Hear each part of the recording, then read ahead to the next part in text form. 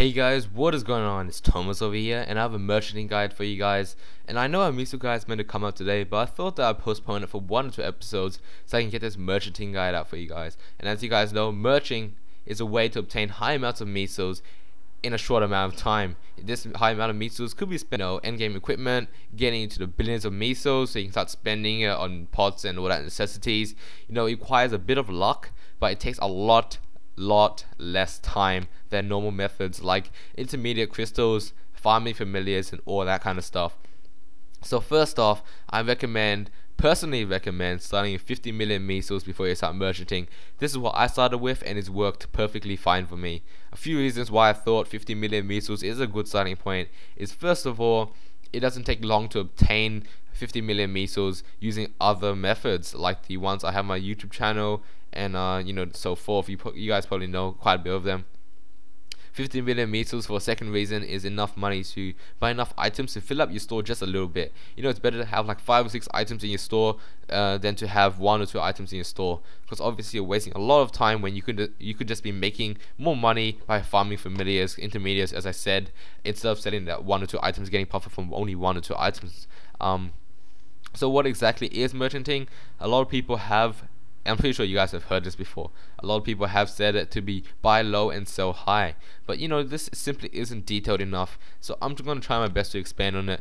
In order to make a profit from buying and selling someone else's items, you need to actually know what the items are actually worth.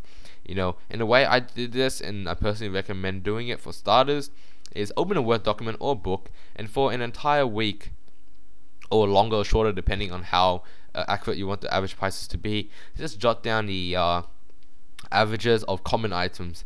And common items, I mean items that people use to sell items that people use to transfer from money to mesos to items, and vice versa. And items I mean by like vicious hammers, chaos, whites, nebulites, MMBs, all that kind of stuff. I'll list some in the description below. I can't think of many off the top of my head, but those are some of the items that that sell quite quickly and in great quantities.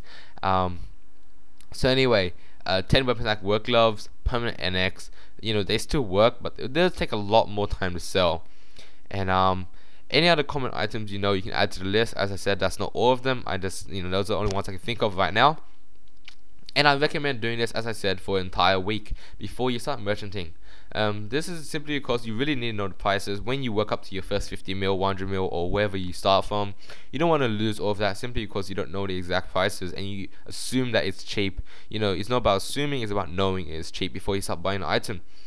And as I said, you're gonna have to do this for a week, but from then on, when you become a better merchanter, you find yourself doing this as second nature in your head every single day with the prices in your mind. As soon as you see an item, you immediately know the prices without actually referring to your list. For example, you walk in the shop, you're like, oh look, vicious hammer 50%, average price 24 mil, whatever. You immediately know it, you buy it without referring to your list, as I said.